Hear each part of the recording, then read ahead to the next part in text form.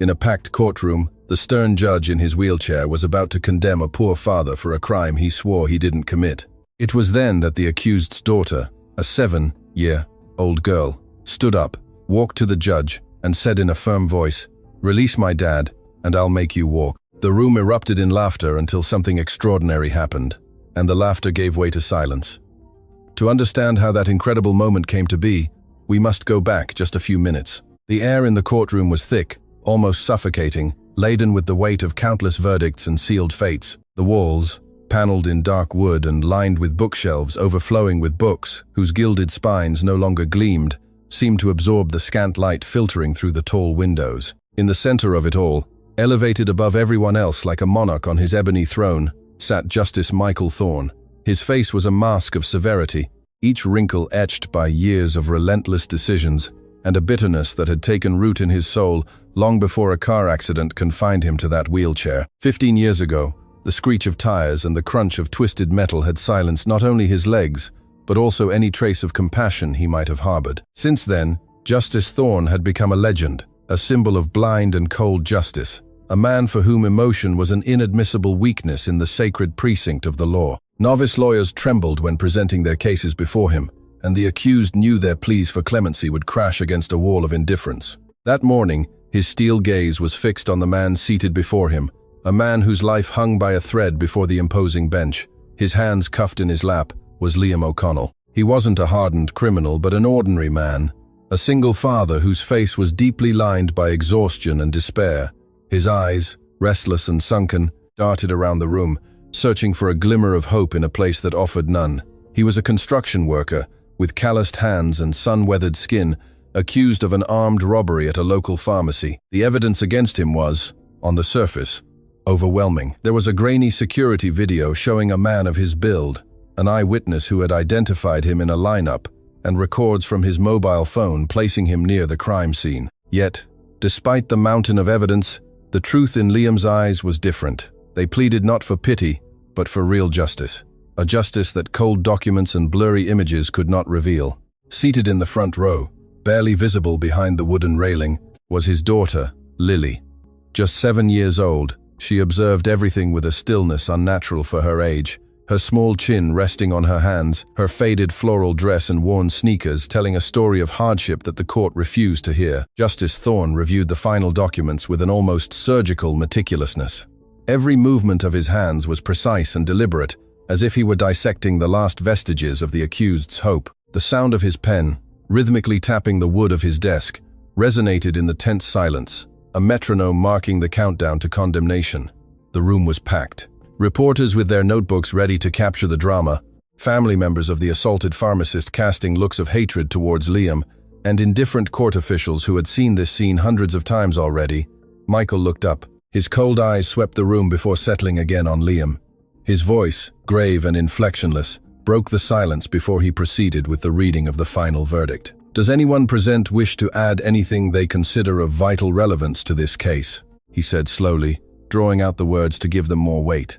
It was a formality, a rhetorical question that rarely received an answer. The silence deepened further, a heavy blanket suffocating all present. No hand was raised, no voice dared to interrupt.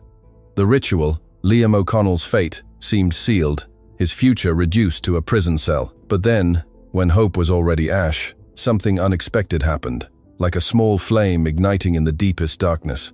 A thin, yet incredibly clear and determined voice resonated in the cathedral of silence. "I want to say something." All heads turned in unison, as if moved by a single string. A murmur of surprise and confusion rippled through the room like a wave. There, standing in the front row, was little Lily. She had left the bench where she had remained motionless for hours, and now, with a determination that defied her fragile figure, she walked towards the center of the courtroom. Her steps were short, but firm, each one an act of defiance against the imposing authority of the room. Justice Thorne frowned, a mixture of irritation and intrigue crossing his impassive face. A bailiff moved to intercept her, to return her to her seat and restore order, but a slight gesture of the judge's hand stopped him cold. Lily stopped right in front of the bench, lifted her small head, and looked directly into the eyes of the man who held her father's future in his hands. "I'm Lily O'Connell, Liam's daughter," she said, her voice trembling slightly. but not breaking. "And I have something important to say before you make a terrible mistake." The girl's audacity left the room in a state of collective shock. Murmurs turned into audible whispers. Reporters leaned forward, their pens flying across paper, sniffing out a juicier story than a simple robbery. Justice Thorne observed the girl, his eyes narrowed as if trying to decipher an enigma. He saw her not as a child, but as an interruption, an anomaly in his ordered and predictable universe. His eyes, accustomed to disarming the most experienced lawyers, cut through her with chilling coldness, expecting her to cower, to retreat before his power. But Lily didn't move. She stood firm, a tiny soldier defending her last fortress. "You have 2 minutes, child," the judge conceded, his voice dripping with impatience and condescension. "And I advise you to know very well what you are doing, because this court's patience has a very clear limit." The warning hung in the air, a veiled threat, but Lily seemed unfazed. She took a deep breath, a small movement of her chest that was almost imperceptible, and clenched her fists at the sides of her dress, anchoring herself in her purpose. "Sir, Justice," Lily began, her voice now firmer, resonating with a conviction that seemed impossible for someone her size. "You are going to send my dad to jail for something he didn't do." She then paused, letting her words sink into the tense atmosphere before launching her incredible proposition. "But if you release him, if you trust me, and that he is innocent, I will make you walk again." If the room had been silent before, now it seemed to have entered an absolute vacuum. Time itself seemed to stop. For an instant, no one knew how to react. Then, disbelief gave way to mockery.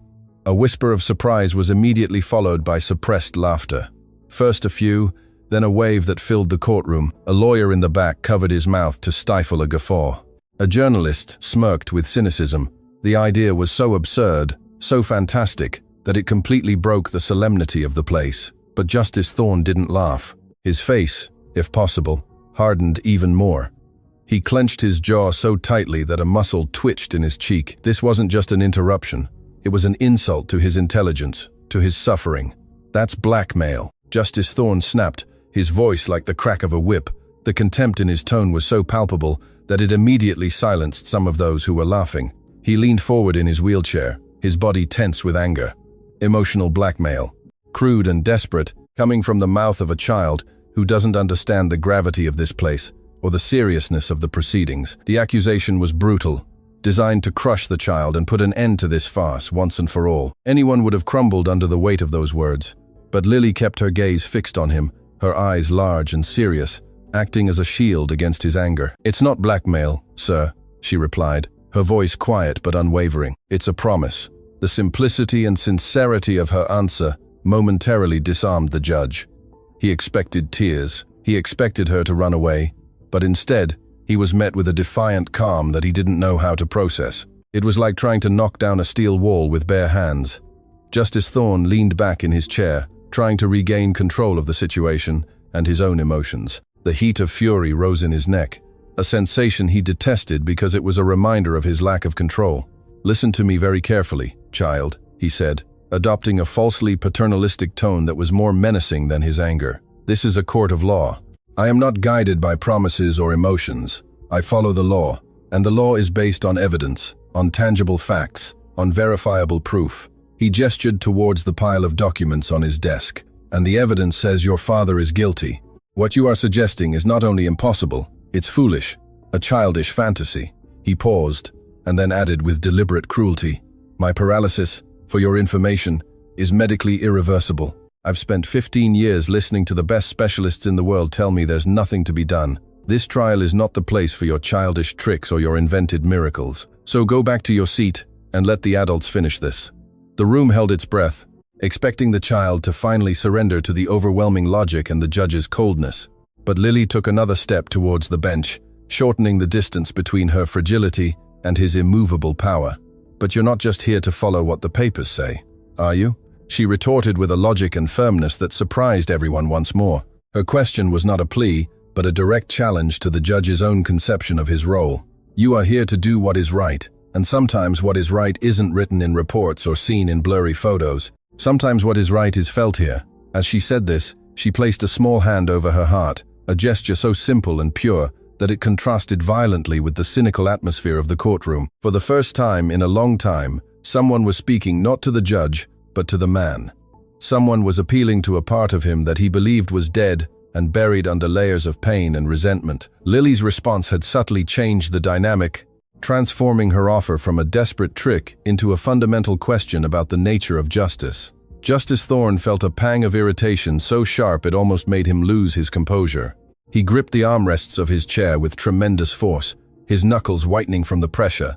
The worn leather creaked under his fingers. Who did this child think she was, lecturing him about justice? He, who had dedicated his entire life to the law, who had sacrificed everything for it. What's right is in the law, and the law demands proof, facts, structure, he growled, his voice vibrating with contained fury. Not emotional tricks, not carnival miracles. His gaze drifted for an instant to his own legs, motionless and unfeeling beneath his black robe.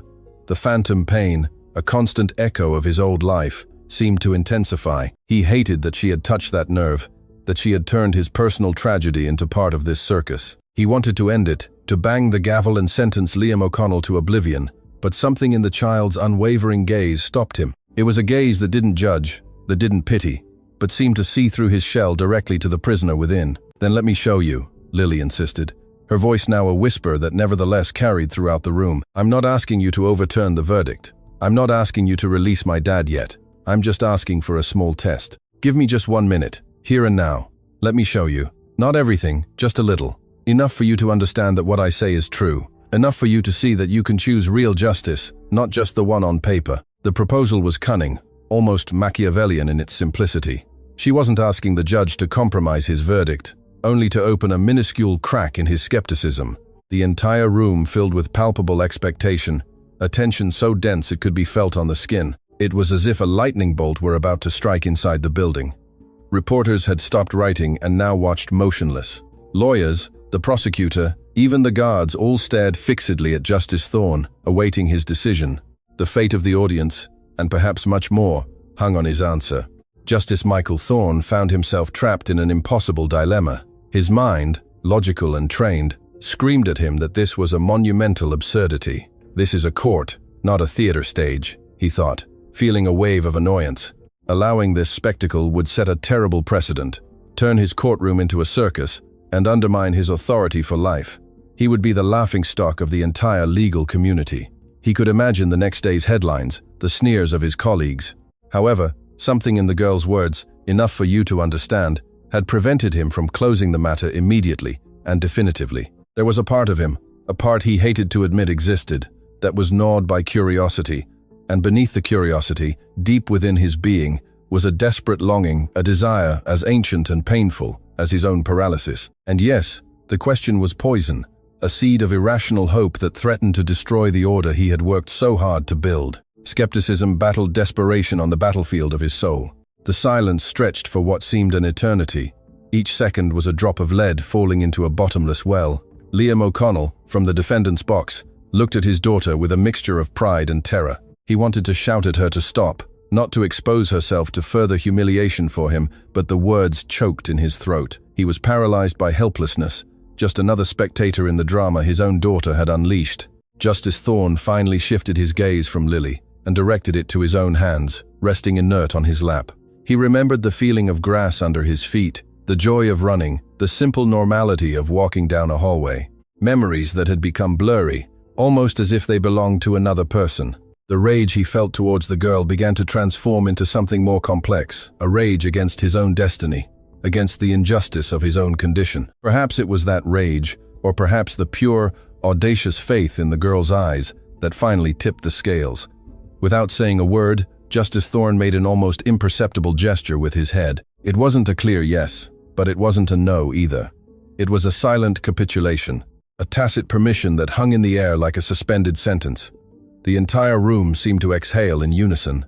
Lily understood the signal. With a solemnity that chilled the blood, she slowly walked the last steps separating her from the bench. The fabric of her dress softly brushed the marble floor, the only sound in a world that had fallen silent. She stopped directly in front of the imposing wheelchair, a tiny David before a Goliath of wood and steel. And then, with a grace and reverence no one expected, she knelt. The contact of her small knees with the cold marble resonated like a dull thud. The gesture of kneeling, an act of submission and yet of power, captured everyone's attention in a way her words had not. She wasn't challenging the judge, she was praying for him.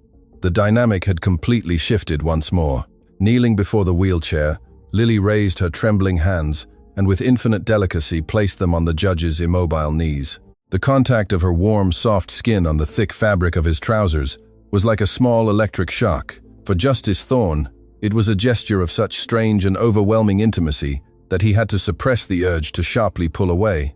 It had been years since anyone had touched him that way, with that mix of reverence and hope, without the clinical distance of a doctor or the clumsy pity of an acquaintance. The child's palms trembled slightly, but her expression was one of absolute concentration. She closed her eyes tightly, as if to block out the outside world and focus all her energy on a single point. She took a deep breath once more and began to murmur. They weren't recognizable words. It wasn't a prayer learned from a catechism book.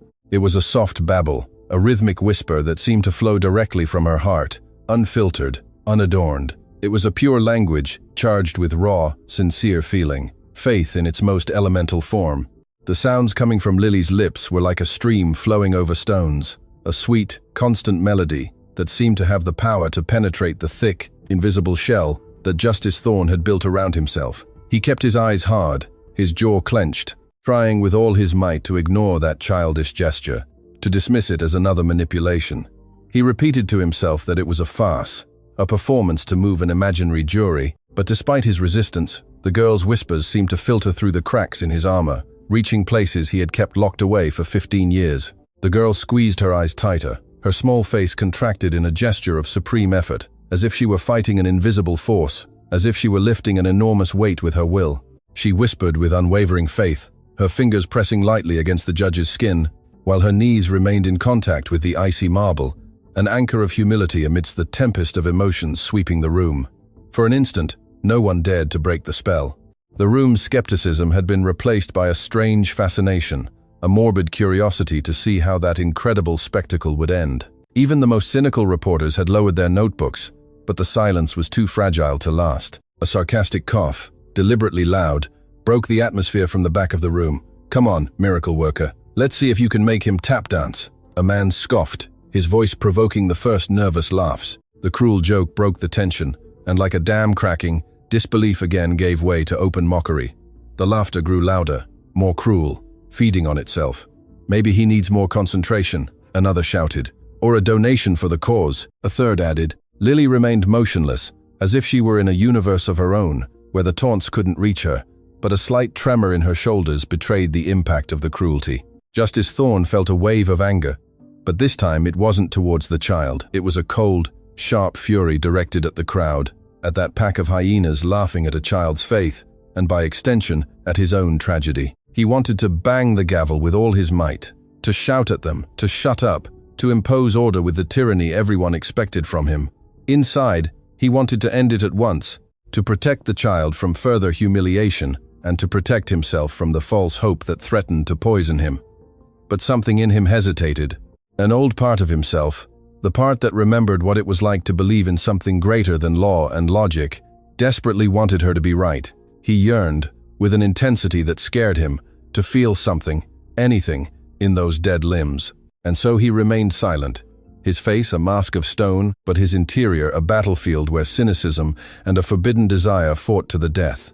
He became, unintentionally, the silent protector of her little ritual. The 2 minutes passed, an eternity measured in whispers and suppressed laughter. Lily's murmur ceased as abruptly as it had begun. The silence that followed was heavy, expectant. Still kneeling, the girl slowly raised her face and looked at him. Her eyes, large and moist, were filled with a hope so pure and vulnerable that it was almost painful for the judge to look at them. They searched his face for a sign, a tremor, a gesture, the slightest confirmation that her effort had not been in vain. Her gaze was a silent question that exposed him, that bared him before the entire room.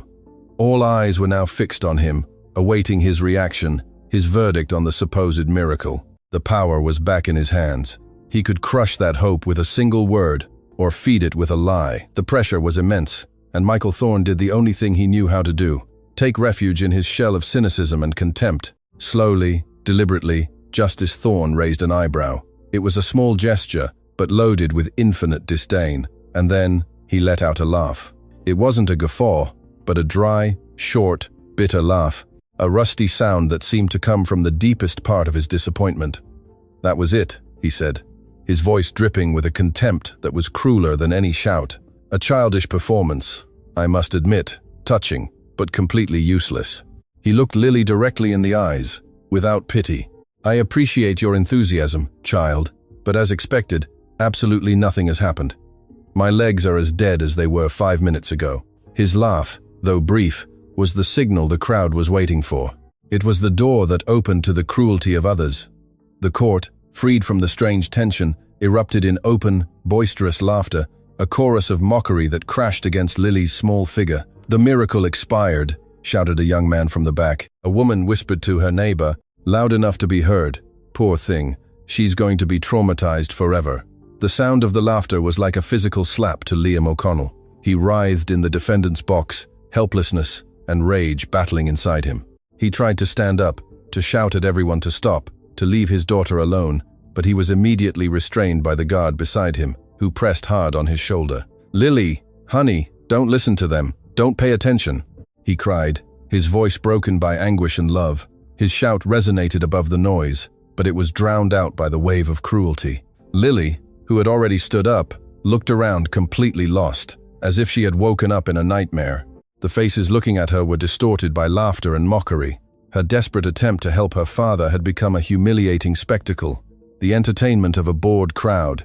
She tried to breathe, but the lump in her throat was so big and painful that she couldn't get air. Her eyes, once full of faith, now filled with tears of confusion and shame. Justice Thorne adjusted his glasses on his nose, a habitual gesture he used to reaffirm his authority and emotionally distance himself. He cleared his throat, demanding silence. "Let's restore order in this room," he commanded, his steel voice cutting through the air and silencing the last laughs.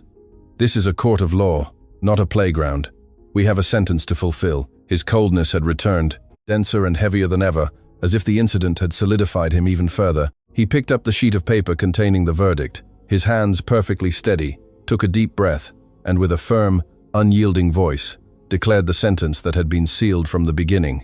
"After reviewing all evidence presented and dismissing the interruptions, this court finds the accused, Liam O'Connell, guilty of all charges. Therefore, he is condemned to 15 years in a maximum security prison." The gavel fell with a dry, definitive bang, a sound that was like a nail in the coffin for O'Connell. The girl couldn't take it anymore. The moment the sound of the gavel struck the wood, something inside her broke.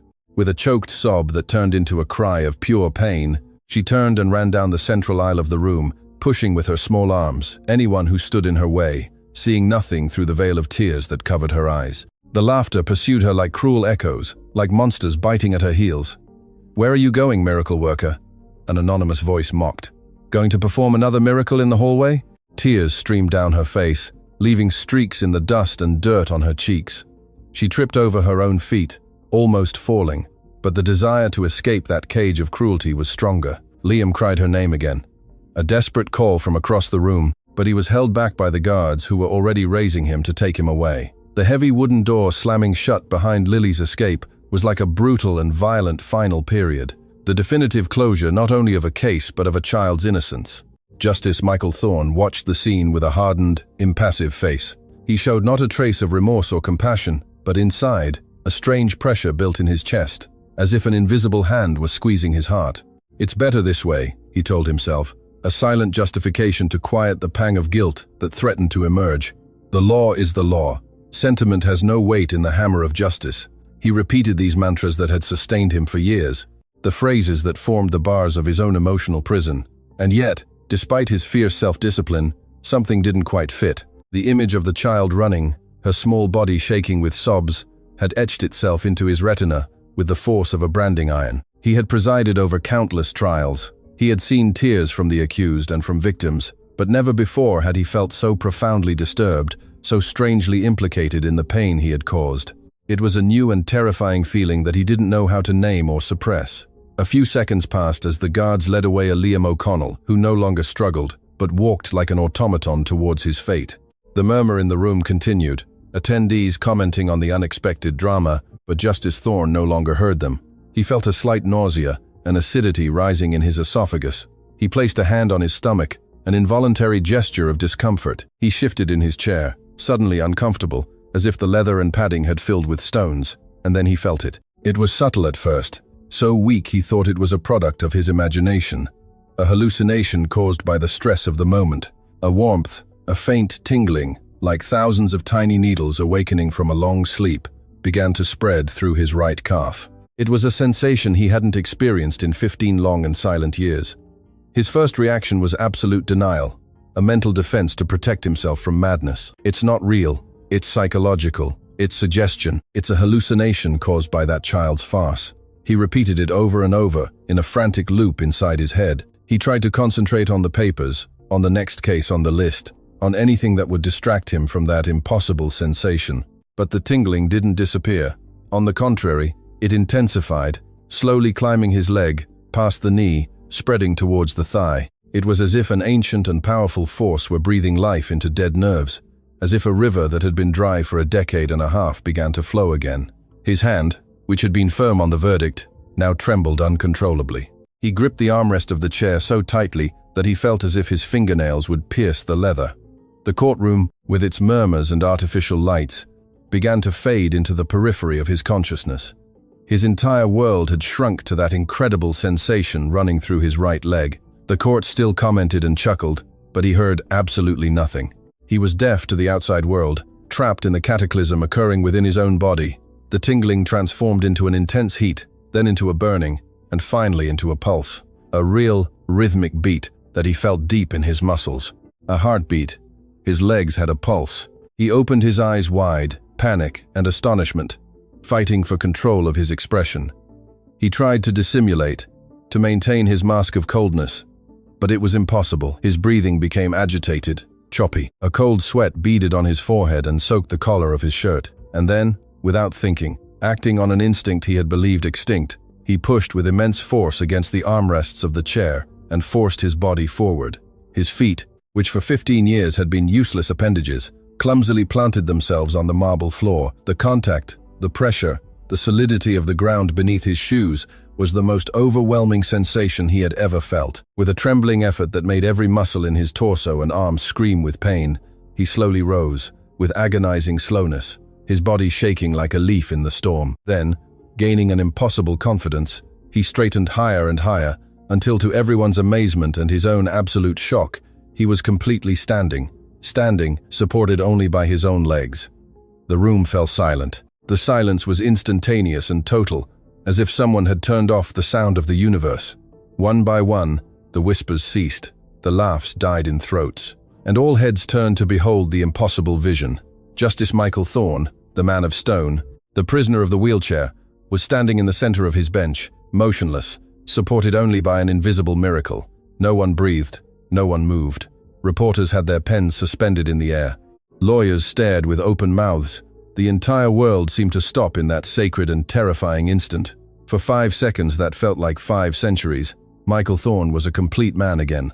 He felt his own weight distributed in his legs, the tension in his knees, the strength in his thighs. He looked down and saw his own shoes planted firmly on the floor, a vision as miraculous as seeing the sun rise in the west. The power, the normality, the freedom of that simple act of standing flooded him with an euphoria so intense it was almost painful. But then, as quickly as it had come, the strength began to falter. It was as if a castle built on sand began to crumble from within. A sudden weakness, a feeling of emptiness, seized his legs. They gave way without warning, as if the threads holding him had been cut by an invisible scissor. With a choked cry of surprise and desperation, he fell heavily backward, collapsing gracelessly into the wheelchair that awaited him like an open tomb. The thud of his body against the seat resonated in the absolute silence of the room, a dull and terrible sound. The impact left him breathless. The pain of the blow to his back was sharp, but it paled in comparison to the pain of shattered hope. He tried to get up again, pushing with the same fury, with the same desperation, but now everything was as before. His legs were numb, cold, motionless. They were again inert pieces of flesh, unresponsive to his will. He looked at his own legs with a mixture of fear and betrayal, as if they were strangers, as if they had promised him heaven only to cast him into hell. I stood. I felt it, he murmured to himself, his voice barely a thread of disbelief, unable to find the logic in what had just happened. The crowd didn't know what to say, what to think. The scorn and mockery had completely disappeared. replaced by an unsettling, overwhelming silence, as if everyone had witnessed something that defied any rational explanation, something that didn't belong in that world of laws and logic. The judge's eyes, now wide and filled with an emotion no one had ever seen in him, frantically searched for the door through which Lily had run out. The image of the child, fleeing in tears, superimposed itself with the miraculous sensation he had just experienced. The girl's words resonated in his head with thunderous clarity, but this time they didn't sound like a fantasy, but like a prophecy. Just a little, enough for you to understand.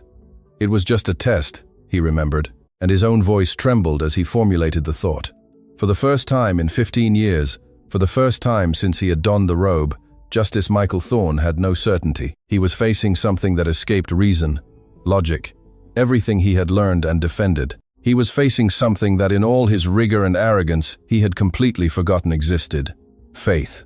And although he remained seated, although control of his legs had disappeared as mysteriously as it had arrived, he knew with a certainty that chilled him to the bone. That child, that small, humiliated child, had spoken the truth. The next day dawned gray and cloudy, as if the sky itself were undecided, reflecting Justice Thorne's tumultuous state of mind. Inside the official car that drove him, he wasn't looking at the papers for the next case. He watched the city streets pass slowly through the window, but he didn't really see them. His mind was trapped in a loop, replaying those 5 seconds of glory and the devastating fall that followed. His hands, normally firm and secure, trembled slightly as he gripped the arms of his wheelchair. Since the episode in the courtroom, he couldn't think of anything else. Those 5 seconds of standing had stripped him of all his arrogance, all his certainties, all that he believed immutable. To feel his legs again, to feel life flowing through them, only to lose them again an instant later, had been a form of torture much crueler than the original accident itself. It was like being cast back into the deepest darkness after having glimpsed the sunlight for an instant. But what resonated most within him, the question that tormented him and that he desperately tried to avoid, was why? Why had it lasted so little? If it had been a hallucination, why did it feel so real? If it had been a miracle, why was it so cruelly brief? The answer seemed inextricably linked to the girl and her promise. Just a test. The words spun in his head. A test of what? He wondered. A test of faith? A test of his power? Or was it something more? The idea began to form in his mind, an idea as illogical and terrifying as what had happened. Perhaps the brevity of the miracle was connected to his verdict. Perhaps the force that had lifted him had withdrawn the moment his gavel had sentenced an innocent man. It was madness, a superstition unworthy of a man of his intellect. But after what he had felt, he was no longer sure of anything. He had to find that child. It wasn't an option. It was a necessity. The only way to find an answer, and perhaps to reclaim what had been shown to him. After a few discreet but insistent calls, he found out Lily's whereabouts.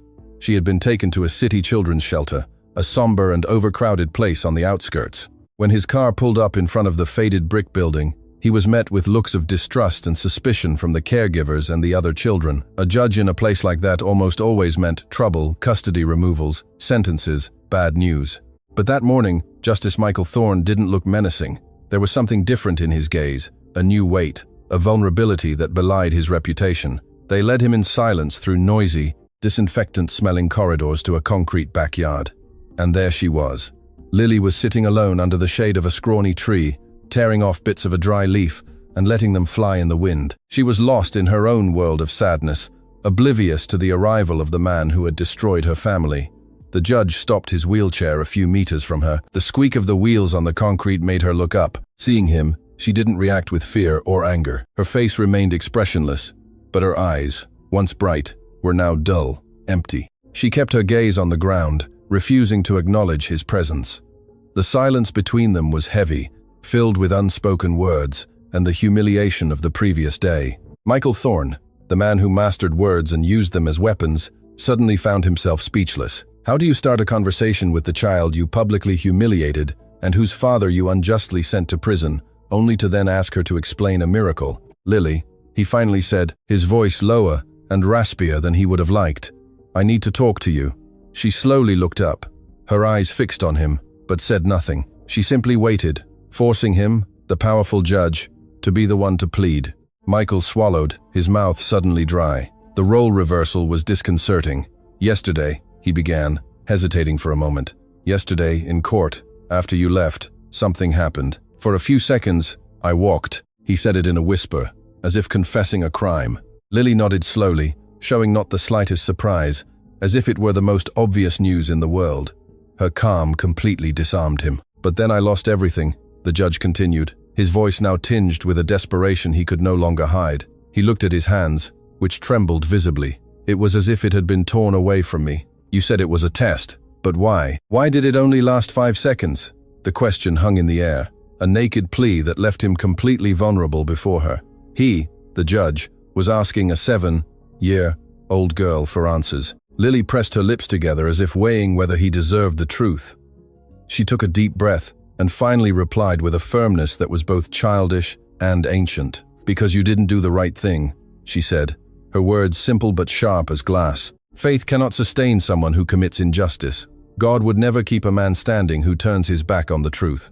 The blunt answer was so direct, so theologically simple and yet so profoundly complex, that Justice Thorne was left breathless. He opened his eyes, surprised by the implicit accusation. "Injustice?" he repeated, wounded pride, coloring his voice with offense. "I didn't commit any injustice. I followed the evidence. I applied the law to the letter. I did exactly what I'm supposed to do." His defense sounded weak, even to his own ears, the excuses of a bureaucrat facing an undeniable moral truth. The girl stood up and approached slowly, stopping right next to his wheelchair. She looked directly into his eyes, without fear, without intimidation. "You followed the law on paper," she said, her voice soft, but filled with a wisdom that didn't match her age. "Not the law of the heart, the law that knows how to distinguish between what seems and what is." The judge frowned, confused. "What do you mean by that?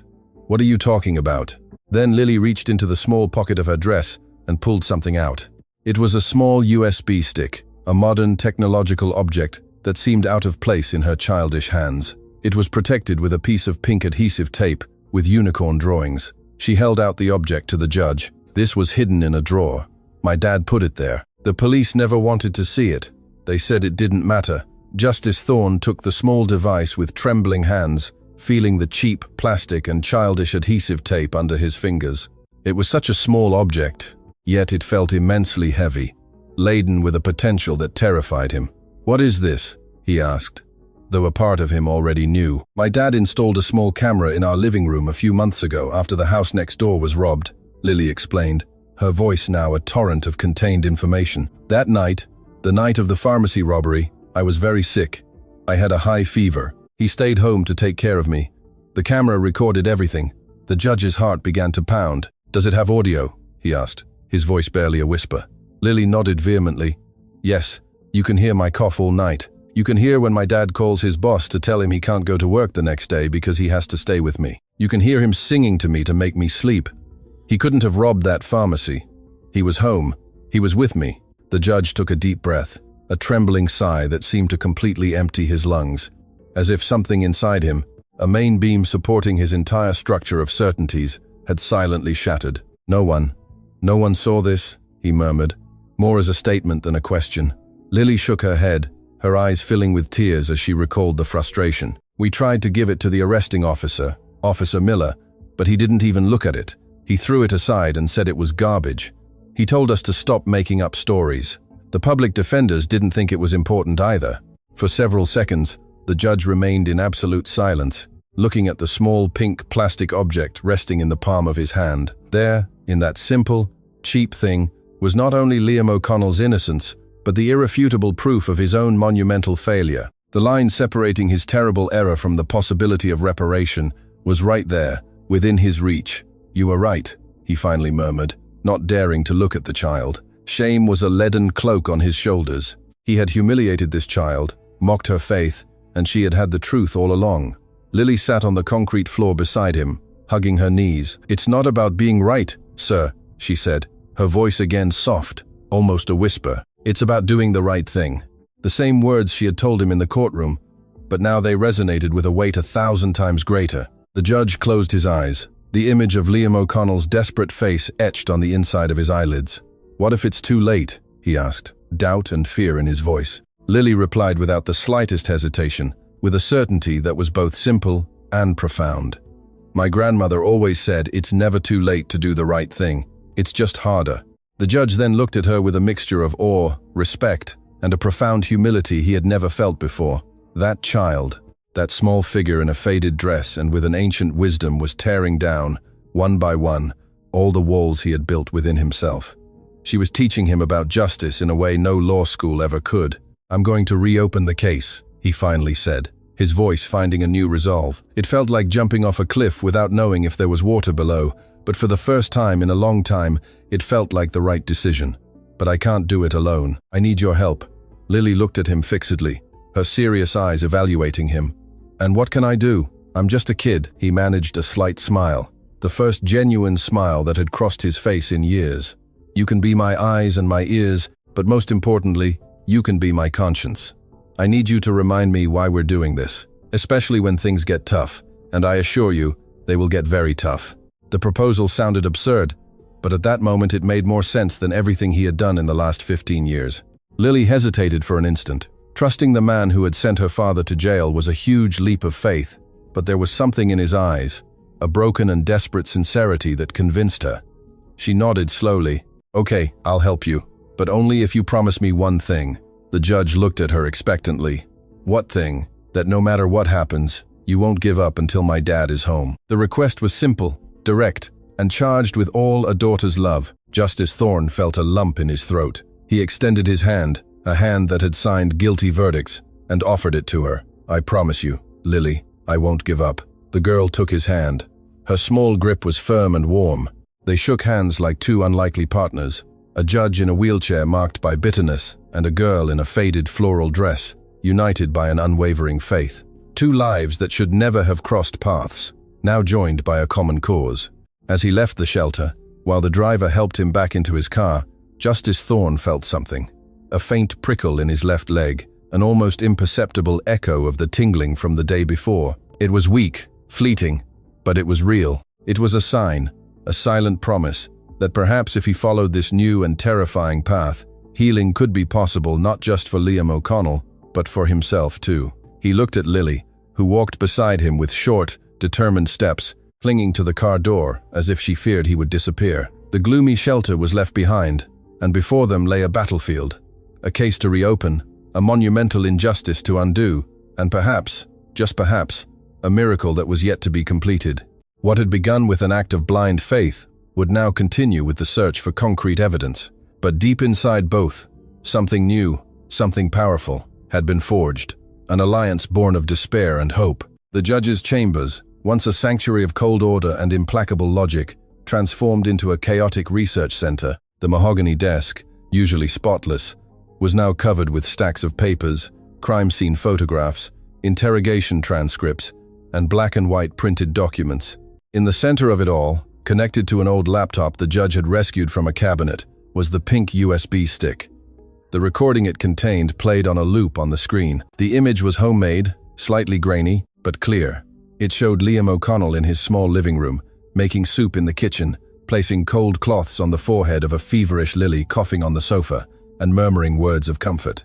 "Don't worry, my little one. You'll feel better tomorrow. Dad won't leave your side for a second." The time and date in the bottom corner of the screen were an irrefutable alibi that completely shattered the prosecution's case. With each replay of the video, the tension in Justice Thorne's shoulders seemed to lessen a bit, but it was replaced by a cold, growing rage. His concentration was no longer solely legal, dispassionately analyzing facts. Now there was something more, an emotional unease, a personal fury against the very system he represented, which had allowed such crucial evidence to be ignored. How was it possible? Was it simple negligence, or something more sinister? Lily, sitting beside him on a high chair so she could reach the table, observed everything in silence. She didn't ask questions about legal procedures she didn't understand. She simply watched the judge, studying his face, his reactions. But when Michael sighed for the 5th time in less than a minute, a deep sigh laden with frustration, she dared to break the silence. "Were you always this serious?" she asked with the brutal innocence of children who don't understand tact or diplomacy. The judge looked up from the screen, surprised by the personal question. "What do you mean?" he asked, not quite understanding. Lily shrugged, swinging her feet that didn't reach the floor. "I don't know. You look like you were born old, like you were never a child." The phrase was spoken without malice, with the cruel naturalness of a child who simply says what she sees. Michael Thorne blinked twice, processing the observation, and then, to his own surprise and the child's, he let out a laugh. It wasn't the dry, bitter laugh of the courtroom. It was a low, genuine laugh, a sound rusty from disuse that took him completely by surprise. Lily's eyes widened, as if she had seen a dog talk. "What?" she asked, astonished. "You can laugh?"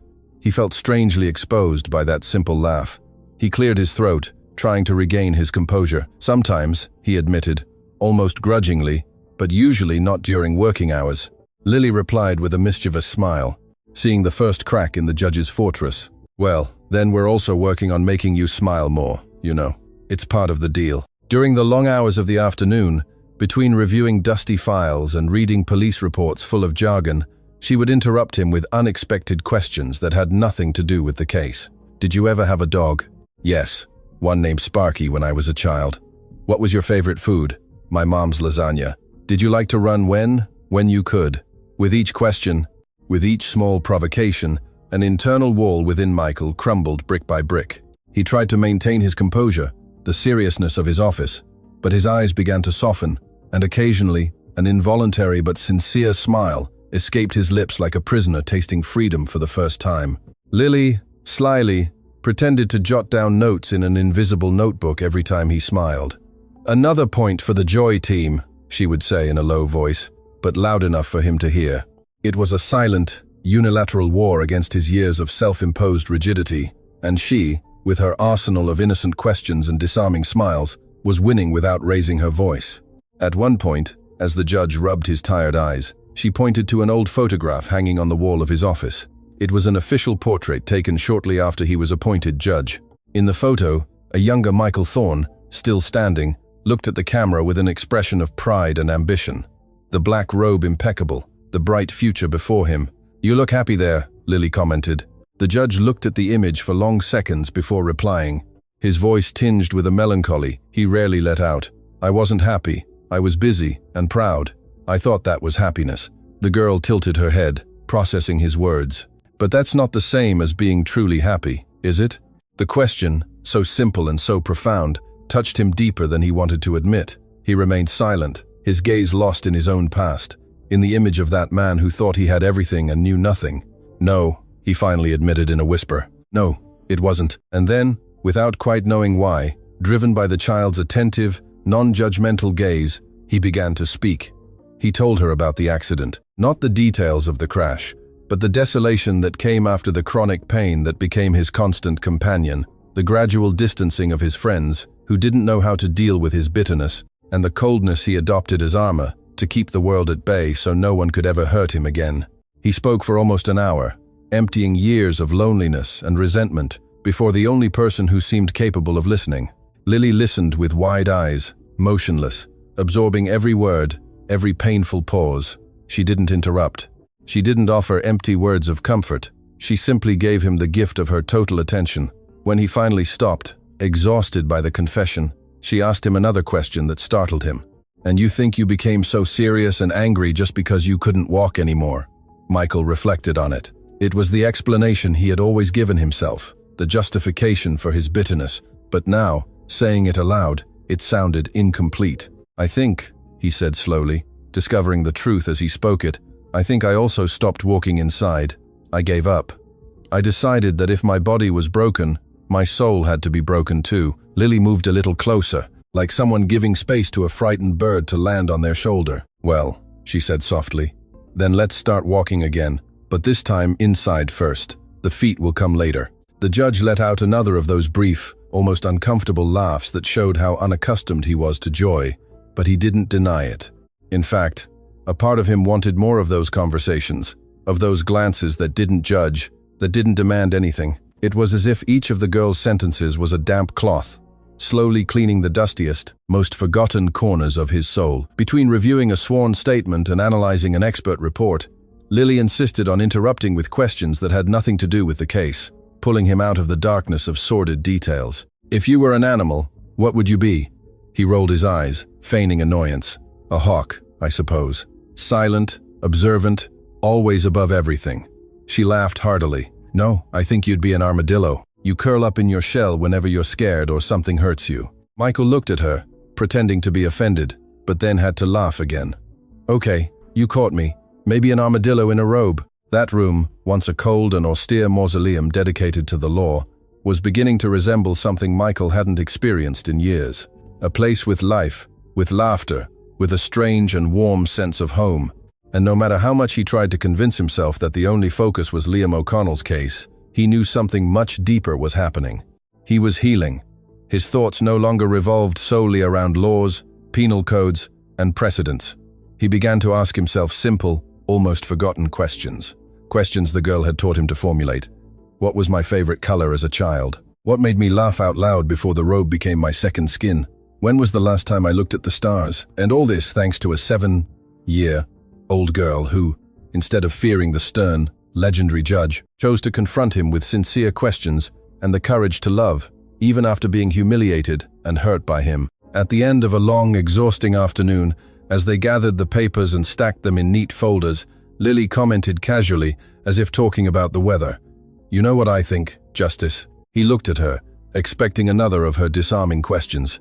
I think you're not getting better just because of the miracle of my promise. I think you're getting better because you're letting good things in again. You opened a very small window, and now the sun is coming in. Michael didn't answer. He couldn't. The lump in his throat was too big. He just looked at her for a few long seconds, a slight smile on his lips, and an almost emotional gaze. A gratitude so immense that it couldn't be put into words. Something was fundamentally changing inside him, and perhaps, just perhaps, it was the beginning of a much deeper and more significant healing than the physical. A healing that is not seen, but felt in every unexpected laugh, in every recovered memory, and that was born there in silence, in the strange alliance between a broken judge and a child with immense faith. The days that followed were filled with feverish work. Stacks of papers in the office grew, coffee cooled in forgotten mugs, and hours of intense silence alternated with unexpected conversations initiated by Lily. They had become a surprisingly effective investigative team, while she, with a meticulousness uncommon for her age, organized documents by date and relevance, creating a color-coded system with her own crayons. He delved into expert reports, statements, and police reports, rereading every word with a new perspective, that of a man seeking truth instead of just a conviction. His trained eyes, now free from the veil of cynicism, scanned each line with renewed precision. And it was there, between one page and another of the original proceedings, in an almost insignificant footnote, where Justice Michael Thorne stopped dead. His breath caught in his lungs. It was a small, almost imperceptible detail, an administrative error most would have overlooked. The arrest report drafted by Officer Daniel Miller, the officer who had arrested Liam O'Connell and dismissed the USB stick, had a logging date that made no sense. It had been officially recorded one day before the formal evidence collection by the forensic team. Michael remained motionless, the sheet of paper trembling slightly in his hands. This can't be, he murmured. He read it again, this time aloud, as if to make sure he wasn't imagining things. Officer Miller describes the exact location of a bullet casing and the type of shoe prints found at the crime scene, with details that could only be known after the experts did their work. And this report was submitted 24 hours before the forensics were conducted. The implication was so monstrous that it took him a second to fully grasp it. Lily, who was drawing an organizational chart of the case on a large poster board, approached curiously, sensing the sudden change in the room's atmosphere. "What's wrong?" she asked, seeing the judge's pale face. "Does that mean the police officer already knew what they were going to find before they found it?" The judge nodded slowly, his gaze darkened by the revelation. "It means exactly that, Lily. It means he wrote about something that hadn't been officially verified yet. Either this man has powers of divination, or someone is lying in a monumental way. Someone not only ignored the evidence of your father's innocence, but actively fabricated the evidence to ensure he was guilty." The tension in the air became palpable, electric. This was no longer a case of negligence, it was a deliberate conspiracy. The case had taken a dark and dangerous turn. They were no longer facing a simple miscarriage of justice, but an enemy willing to do anything to hide the truth.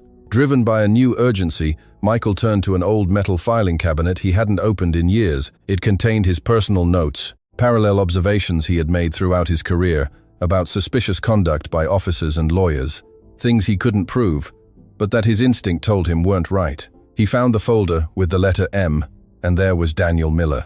His name was marked in red in at least 3 internal incidents that had been conveniently filed away and forgotten, one for witness coercion in a drug case, another for missing evidence, and a third, even more serious, for strong suspicion of planting false evidence to close a high-profile case. All incidents had been buried under bureaucracy without a thorough investigation. "This man is more than a bad cop," Michael murmured, contempt in his voice. "He's a wolf in uniform, and he's been hunting in my city for years, and I didn't see it." A new detail emerged from the forgotten files, a connection that made Michael's blood run cold. One of the cases in which Miller had been internally investigated involved a small contractor who had refused to pay him a bribe to expedite construction permits. That contractor was Liam O'Connell. Miller held a personal grudge against him. The pharmacy robbery was not a random mistake. It was revenge. Miller had seized the opportunity to incriminate Liam, to destroy the life of the man who had dared to defy him. Michael leaned forward slightly in his chair, an instinctive movement, as if his body responded to the indignation he felt. He still had no strength in his legs, but a new strength, a moral strength, ran through his entire being. That monster fixed everything. His voice trembled with rage. He set the trap, and all of us, including me, fell into it, and no one wanted to see the signs. Lily, in silence, watched him, seeing the transformation in real time.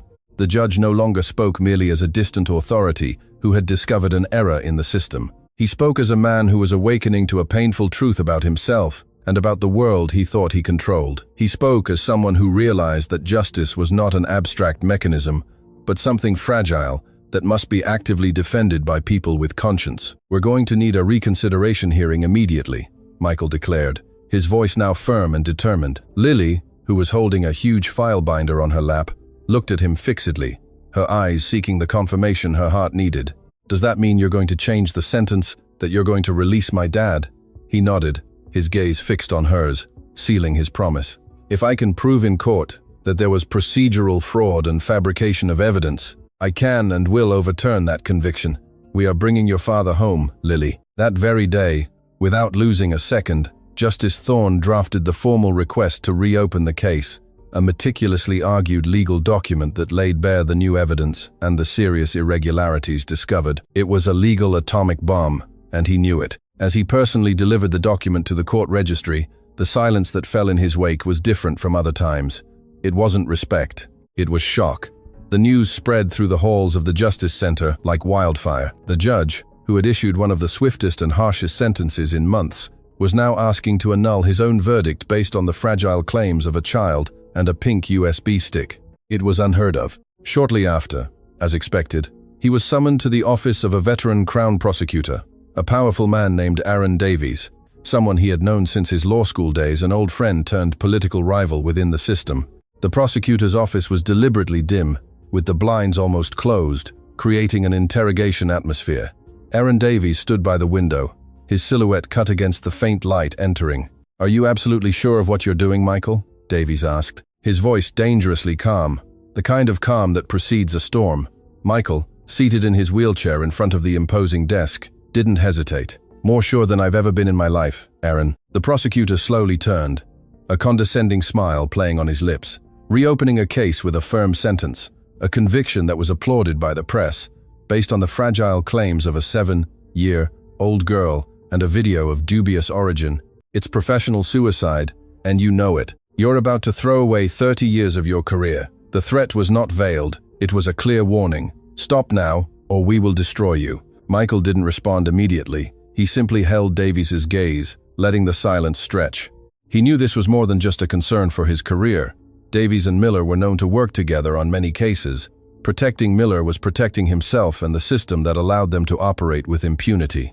The prosecutor took a step forward, his voice now a low, menacing hiss. "Are you really going to throw away everything you've built for some brat who appeared out of nowhere saying she can make you walk with magic? You've gone mad, Michael. The pain has finally broken your mind. People are saying you're losing your judgment, that you're an easy target for any manipulator." There was venom in every word, but beneath the venom, Michael could detect something more. Fear, a deep fear, that he, with his new and strange determination, might actually lift the rug and expose all the dirt beneath. "That brat, as you call her," Michael replied, his voice firm and resonant, "has seen more truth in a week than you and I. Together, in 30 years of wearing this robe, and you have no idea what I felt in that room. You have no right to speak of it." The other man smirked, a sneer of contempt. "No, I don't know what you felt, but I do know this is going to cost you dearly, very dearly. I'll make you regret defying the system." Michael began to turn his wheelchair to leave. At the door, he stopped and looked at Davies over his shoulder. "Then you'd better start preparing the bill, Aaron, because I intend to pay it with pleasure. There are debts that are an honor to settle." He left the office, leaving the prosecutor in his shadows, surprised by the resolve of a man he thought he had broken long ago. In the car, on the way to the safe house he had rented for himself and Lily, Michael stared out the window, his face tense. Davies's veiled threat still resonated in his ears. He knew it wasn't an empty boast. Davies had power, connections. He could make his life a hell. He could try to discredit him, paint him as an old, senile madman. But there was something stronger beating in his chest, a counterbalance to that fear, the memory, however brief, of his legs responding, still etched in his body, in his muscle memory. The child's faith had left a sacred scar on his soul, a discreet but inextinguishable flame that now fueled his courage. He closed his eyes for an instant. It was no longer just about freeing Liam O'Connell. It was about fighting for all the Liam O'Connells who had been crushed by indifference and corruption. It was about himself, about proving that the man he had been for 15 years could be reborn from his ashes. Lily was waiting for him on the apartment building stairs, sitting on the first step with a worn backpack in her lap like a small sentinel. Seeing the car arrive, she ran to the door, her face full of hopeful anxiety. "So," she asked as soon as the driver opened the door, "did we do it?" Michael got out with the driver's help, and for the first time, used a cane he had bought that morning, leaning on it with difficulty but with determination. He looked at the girl and gave her a tired but victorious smile. "We're in, little partner. New hearing in 4 days." Lily's face lit up with a smile so radiant it seemed to dispel the gray clouds in the sky. She jumped for joy, spinning a little. "So, now you're like a superhero with a tie, aren't you? The wheelchair vigilante. Well, now with a cane." The judge rolled his eyes, feigning annoyance. "Don't exaggerate, Lily." But inside, something in him also smiled. She put names to things he didn't know how to name, and little by little, his wounded heart began to believe that perhaps, just perhaps, he could be a hero. Night fell silently over the city, but inside the small rented house where Michael and Lily had taken refuge, something hung heavy in the air. It wasn't fear, but a premonition, the tense calm that precedes a decisive battle. The curtains were drawn, muffling the street noise and isolating their small headquarters from the rest of the world. Warm lamplight cast long shadows on the walls, making the modest living room seem like a stage set for a drama. Seated at the dining table, the judge reviewed for the last time the documents of the complaint he would file against Officer Miller, underlining inconsistencies and adding notes in the margin. Lily, sitting on the floor with several folders open around her like flower petals, read aloud the witness statements, looking for any detail he might have missed. They had become a well-oiled machine, two minds working with a single purpose. The only constant sound in the house was the monotonous tick-tock of the kitchen clock, a sound that would normally go unnoticed, but that night seemed amplified, marking the passage of borrowed time. There was a strange silence, a stillness that didn't seem natural, as if danger were holding its breath, waiting for the right moment to knock on their door. It was then that a click was heard, a dry, quick noise coming from the back of the house, from the small patio. Michael looked up from his papers, his senses suddenly on high alert. "Did you hear that?" he murmured, his voice barely a whisper. Lily, who was about to yawn, stopped with wide, frightened eyes. She nodded silently. "It sounds like someone's back there," she said, her voice trembling. He got up slowly, moving with the stealth of a frightened animal, and tiptoed towards the window overlooking the patio. But before she could even touch the curtain to look outside, the back door was knocked down with a brutal and violent crash. The wooden frame splintered and flew into pieces, and the door slammed against the inner wall with devastating force. Time seemed to freeze in that instant of chaos. Michael sharply turned his wheelchair, his heart pounding against his ribs, completely defenseless. And then, in the dark gap the door had left, a figure appeared. It was Daniel Miller, but not the arrogant, neat officer from the reports. He was a monster. His gaze was feverish, his eyes bloodshot and wide. His face was covered in sweat, and his clothes were disheveled. And in his hand, held with a tremor of fury, was a gun. "Game over, Judge," he hissed, his voice distorted by hatred and desperation. He was a cornered animal, and cornered animals are the most dangerous. In that instant of pure terror, Michael's survival instinct kicked in. Instinctively, he tried to back his chair away, but the wheels clumsily hit the leg of the table, leaving him trapped. His trembling hands gripped the armrests of the chair, his only pathetic defense. He had no escape. "Miller, think about what you're doing," he said, trying to make his voice sound firm and authoritative, the voice of the judge.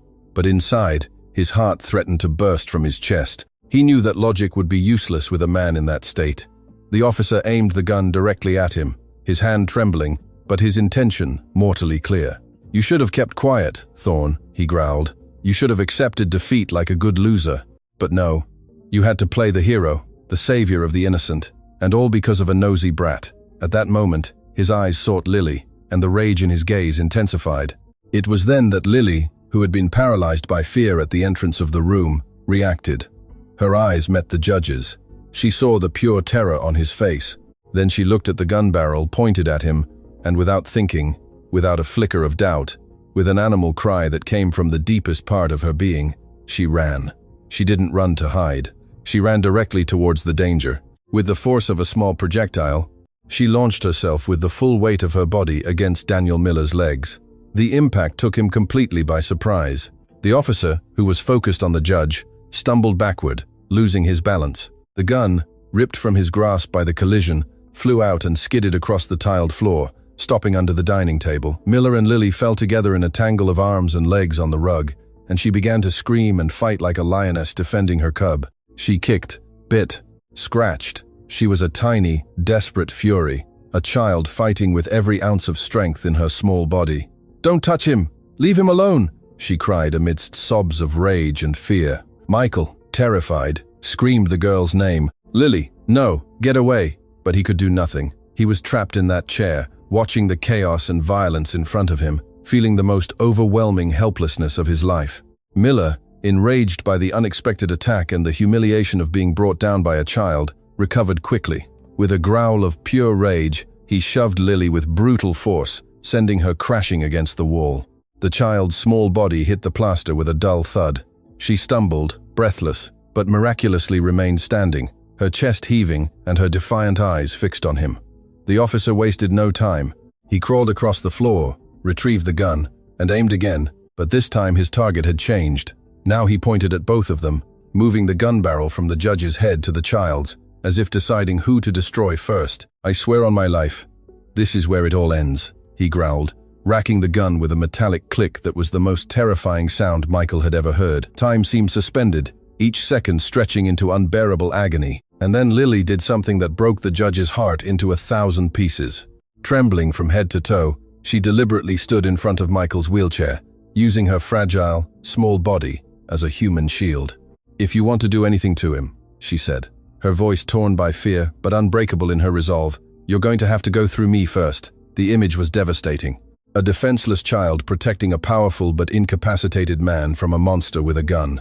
Death was there, standing in the middle of the room, reveling in their terror. Outside, the city went about its business, oblivious to the life or death drama unfolding in that small house. No one seemed to hear the screams, the crashing sounds. They were alone. Miller smiled, a twisted, demented smile. He seemed to relish the dilemma, his absolute power over both their lives and deaths. He raised the gun, aiming directly at Lily's chest. Michael closed his eyes, preparing for the sound of the shot, a sound he knew would haunt him for the rest of his miserable life. And it was then, at that precise instant, in a miracle of perfect timing, that the shrill, deafening sound of police sirens broke the silence like heavenly thunder. The red and blue lights of the patrol cars flooded the room through the window, painting the walls with intermittent flashes of panic and hope. Miller turned around, surprised, his face contorted by disbelief and fury. He hesitated for a fatal second, and in that second, the front door was also knocked down. "Police! Drop the weapon now!" Several officers shouted as they burst into the house, their own weapons drawn and aimed directly at Miller. It was over. The predator had become the prey. Miller froze, his finger still on the trigger, his mind unable to process the sudden change of events. He had no time to react, to negotiate, to shoot. He was tackled by two burly officers who lunged at him like a ton of bricks. They subdued him on the floor with overwhelming force. The gun slid out of his reach, harmless now. As they handcuffed him, Miller continued to curse and struggle, his fury finally contained by the very laws he had sworn to protect and had so brazenly betrayed. His escape route had closed forever. Later, they would learn that an elderly insomniac neighbor had seen a suspicious man jump the back fence and had called the police as a precaution. A patrol car had been nearby and arrived in less than 3 minutes. Luck, or perhaps providence, had been on their side. Once Miller was taken away, the adrenaline that had kept them standing vanished, giving way to shock and exhaustion. Michael breathed as if he had run a marathon, his heart still beating at a frantic pace. Lily, her bravery exhausted, fell to her knees on the floor, her small body finally yielding to uncontrollable trembling. A paramedic carefully examined her, making sure she wasn't injured beyond the blow to her back. She seemed calmer now, though still scared and pale. But as soon as the paramedic finished, she approached the judge's chair and squeezed his hand tightly. She said nothing, and neither did he. They just looked at each other, the judge's eyes full of tears of gratitude and horror for what she had done. After several minutes in a silence that said everything, he finally murmured, his voice broken by emotion, "You saved my life, Lily. You really saved me." The child looked at him, her own voice choked, and gave him a small smile. "And you believed in my dad when no one else in the world did." Michael squeezed her hand tighter, sealing a bond that went beyond words. "I will never doubt you or anything you tell me again." She smiled a little more firmly this time, still breathing heavily. "Then, we're even." And there, among wood splinters, tension, and gasping breaths, something was born that is not written in legal codes or taught in law manuals. A deep alliance forged in the fire of violence and loyalty between a man wounded by life and a child who refused to stop fighting for what she loved. The day of the new trial had arrived. The hearing was scheduled for 9 a.m., but the courtroom was already packed before 8. Lawyers who had nothing to do with the case, journalists from all major media outlets, family members of both parties, and a crowd of curious onlookers jostled in the benches, all wanting to witness the return of the O'Connell case. But more than that, everyone wanted to see Justice Michael Thorne. The newspaper headlines that morning spoke of the hearing as if it were a circus show. The judge, who walked for 5 seconds, miracle or manipulation. There was speculation about his mental state, about the child's influence, about the police conspiracy. But for those truly involved, this was much more than sensational news. It was justice with a capital J, waiting to be done after being brutally desecrated.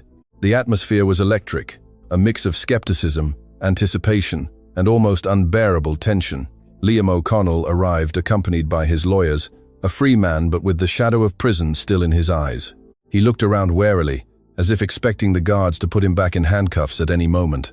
By his side, never letting go of his hand, walked Lily, but she was not the same frightened, humiliated child who had fled that very room. Now she walked with her head held high. Her light blue dress seemed more vibrant that morning, and on her face was an expression of serenity and determination. When they entered, a silence fell over the room, and all eyes turned to them. But the real silence, the absolute silence, came a few minutes later, when the side doors of the bench opened, and there he was, Justice Michael Thorne, standing, leaning slightly on a dark wooden cane, but standing. He wore his black robe like silent armor, his face impassive, but his eyes burning with a new intensity. Every step he took towards his chair was a defiance of expectations, a silent declaration. He didn't walk perfectly, he limped visibly, but he walked with a dignity and strength that left everyone breathless. When Michael positioned himself before the court and slowly sat in his chair, the murmurs ceased completely. Everyone in that room, from the prosecutor to the last journalist in the gallery, knew that something fundamentally different was about to happen. "Ladies and gentlemen," the judge began, his voice firm and clear, resonating with renewed authority. "This hearing has been convened following the presentation of new and extraordinary evidence that not only questions, but pulverizes the conviction previously rendered against Mr. Liam O'Connell." There was no trace of emotion on his face, but anyone paying attention could see something new in his eyes, a flame of unwavering certainty. The prosecution, represented by a young and nervous deputy of Aaron Davies, tried to contain the impact by arguing technicalities and procedures, but was soon completely overwhelmed by the avalanche of evidence that the defense, guided by the judge's own notes, began to present methodically and devastatingly. First, the USB stick was displayed on the large courtroom screens. Images of Liam caring for his sick daughter, the date and time visible to all, silencing any doubt about his alibi. The audio of his call to his boss, the child's cough, his lullabies, everything painted the picture of a devoted father, not an armed robber. Then, Lily's medical records for her fever and the pharmacy receipts from the day before were presented, evidence that had been omitted or ignored in the previous trial. The final proof, the one that sealed the fate of the case and provoked a collective gasp in the room, was the detailed report and evidence of the attempted assault on a court official, Justice Thorne himself, and a key witness, Lily O'Connell. An attack that had occurred just 2 nights earlier. Police station videos of Miller being arrested were shown, medical reports of Lily's minor contusions, the weapon found in the officer's possession, testimonies from the neighbor who called the police, and photographs of the shattered door. It was an overwhelming mountain of evidence. Daniel Miller, present in the courtroom, handcuffed and flanked by 2 guards, kept his face tense, his jaw clenched, but denied nothing. His silence was a confession in itself. The prosecutor, without arguments and pale with humiliation, was forced to offer a public apology to the defense and to drop all charges. And then Michael Thorne, his hand trembling not from weakness but from the weight of the moment, picked up the printed sentence from the previous trial and, in a symbolic gesture, tore it in half. In light of the irrefutable evidence of procedural fraud, obstruction of justice, and the violent attempt to silence witnesses by the officer in charge of the original investigation, this court declares that Liam O'Connell is and always has been innocent of all charges. His conviction is hereby annulled with immediate effect. He is free. The room erupted. Not in laughter, but in applause, in shouts of jubilation, in a collective relief that seemed to shake the foundations of the building. Lily brought her hands to her mouth in a state of happy shock before running to her father, who was already being released from his last restraints. Liam took her in his arms, lifting her into the air and spinning with her as tears streamed freely down his cheeks. "You saved me, my love. You alone saved me," he murmured into her hair, his voice choked with emotion. "No, Dad," she said, her face buried in his neck, but looking over her shoulder towards the bench. "He saved us too." Michael watched the scene from a distance, his throat tight with a lump that prevented him from speaking. He had done the right thing. He had rectified his error. But he felt that something was still missing. The circle was not yet closed. It was then that Lily pulled away from her father's arms and, to the astonishment of the entire room, walked slowly towards him once more. The court fell silent again, a reverent silence. This time she stopped in front of the bench, directly below him. "May I?" she asked, her voice soft but her eyes shining with an intensity that pierced him. Michael, not knowing exactly what she meant but trusting her blindly, nodded. The girl knelt with the same reverence as the first time, as if she were before something sacred. Her small hands again touched the judge's legs, but now with more firmness, with more confidence. She closed her eyes, took a deep breath, and began to speak softly with an emotion that made the entire room hold its breath.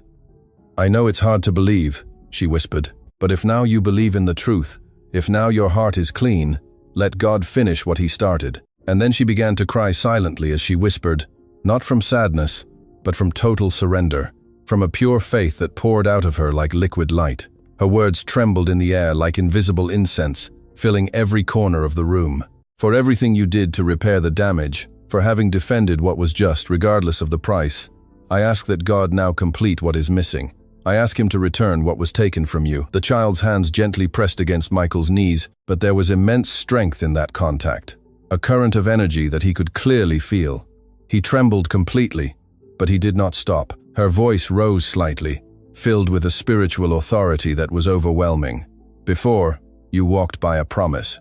Now I ask you to walk by the truth." And this time, what happened was different. It wasn't the sudden, violent sensation of the first time. It was something slow, deep, organic, like the spring thaw, like dawn after the longest night. Michael's legs began to tingle, but it was no longer that fleeting, superficial sensation. It was a deep heat born in the marrow of his bones, a current of life that slowly ascended, awakening every nerve, every muscle fiber. It was as if something was awakening within him, reconnecting circuits that had been cut for 15 years.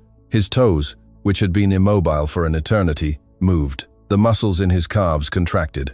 And then, without the support of the cane, without the help of his arms, with a fluidity and firmness that defied all medical logic, he rose, stood up, upright and solid as an oak. There was no tremor, no hesitation.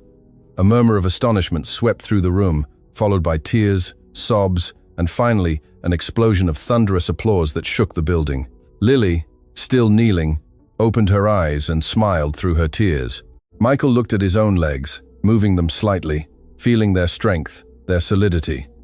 Then he looked at the child still kneeling at his feet. "It was you," he murmured, his voice filled with reverent wonder.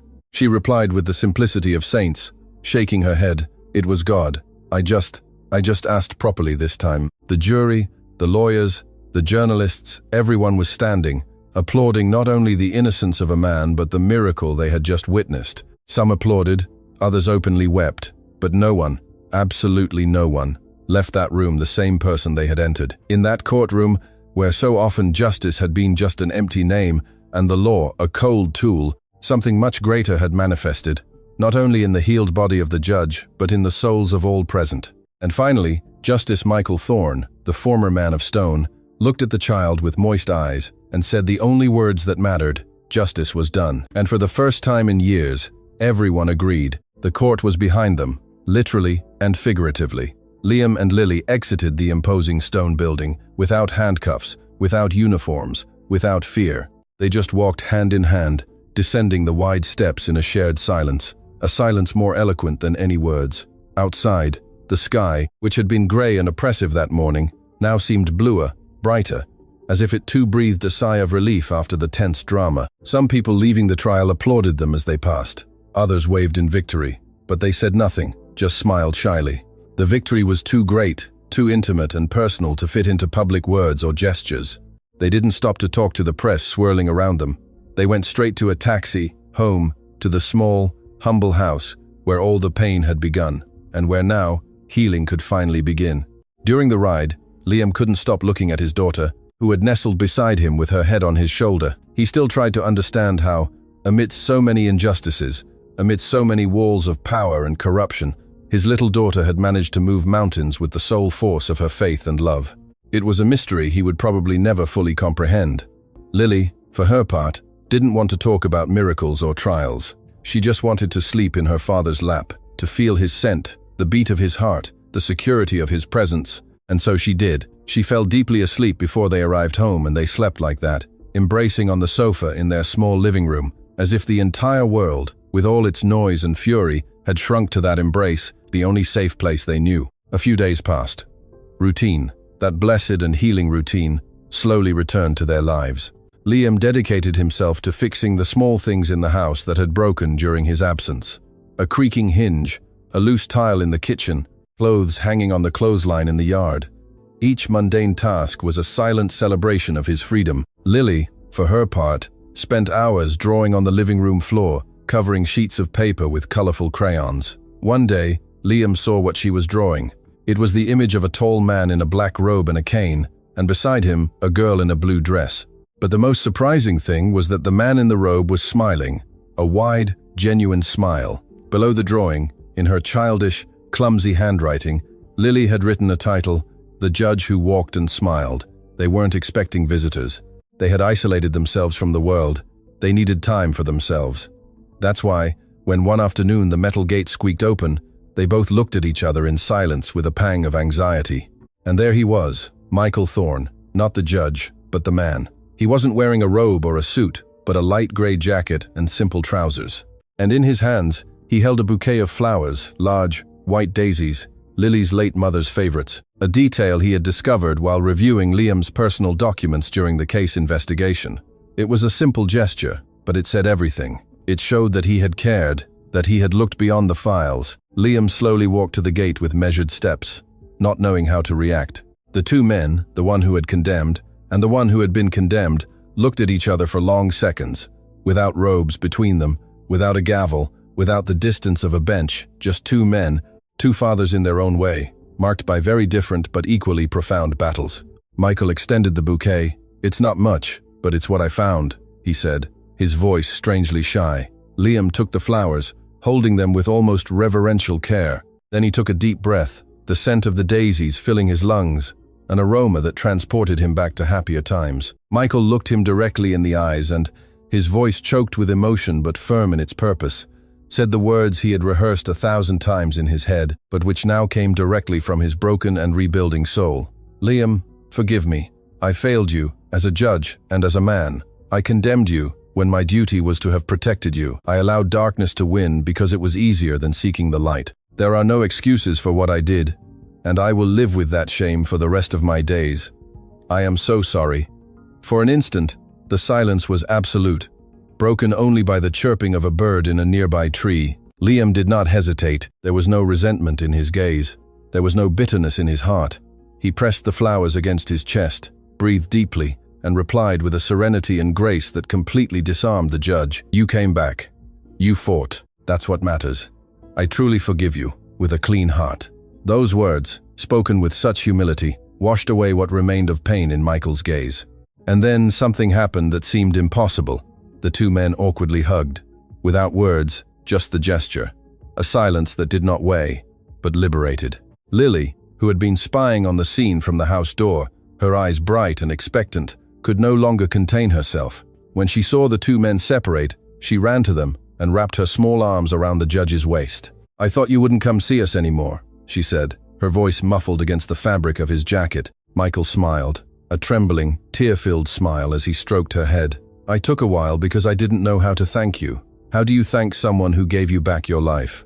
The girl pulled back a little and pointed towards the inside of the house. "Do you want to come in? Dad's making hot chocolate." He hesitated for a second, feeling like an intruder in that sacred space he had been on the verge of destroying. Then he nodded.